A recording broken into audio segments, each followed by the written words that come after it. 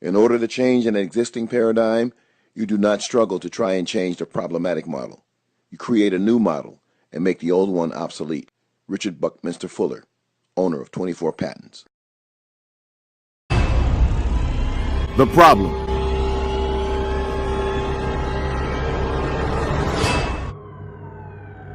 Each year, there are more than 448,000 reported football-related injuries to youth under the age of 15, totaling more than $6.89 billion in medical, legal, and liability costs. A high school football player on Long Island, New York, has died after colliding with another player and then collapsing on the field during a game on Wednesday. Doctors say the 17-year-old suffered a head injury and was rushed into surgery, but he died a short time later. According to ESPN, he is the third high school football player in the United States to die.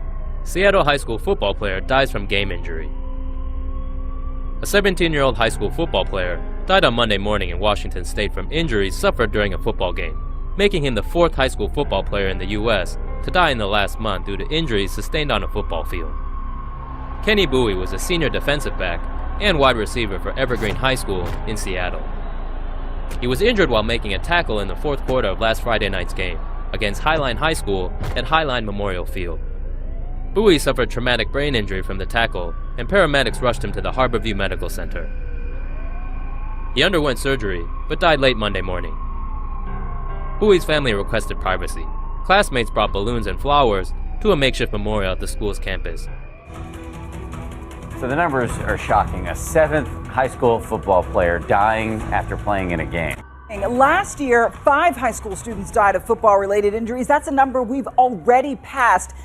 7th high school player to die just 7 weeks into the football season, raising concerns over the safety of the sport. One weekend earlier, Texas junior Cameron Matthews collapsed on the sidelines, his death attributed to a brain aneurysm.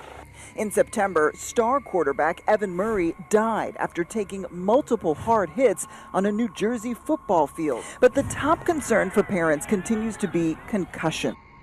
Andre Smith is the 7th high school football player nationwide to die this year, and every death rekindles a debate about whether the sport, played by 1 million American high school kids, is worth the cost. Dean Reynolds, CBS News, Chicago.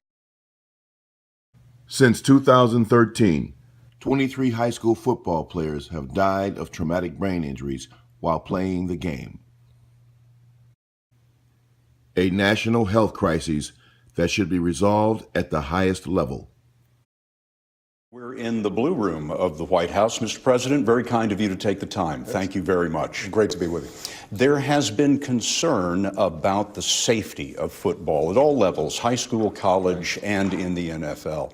If you had a son, would you let him play? Well, as I said before, I'd have to think about it. You know, it's hard to say no to a kid when they've got a passion for something. And I've got daughters, they don't have a passion for football. It is a great sport. I am a huge fan. But there is no doubt that some of the concerns that we've learned about when it comes to concussions have to give parents pause. And as I said before, I feel differently about the NFL. These are grown men. They're well compensated. They know the risks that are involved. But as we start thinking about the pipeline, Pop Warner, high school, college, I want to make sure that we're doing everything we can to make the sport safer, and that means that the game's probably going to evolve a little bit. And for those of us who like to see a big hit and enjoy, the rock'em, sock'em, elements of the game, we're probably going to be occasionally frustrated. I know defensive players in the NFL get frustrated now because some of the changes of the rules, but I do think that we want to make sure that after people have played the game, that they're going to be okay. But these are serious issues, and especially for younger kids, as well as college players who don't make a big salary playing the sport. We want to make sure that we're doing everything we can to keep them safe.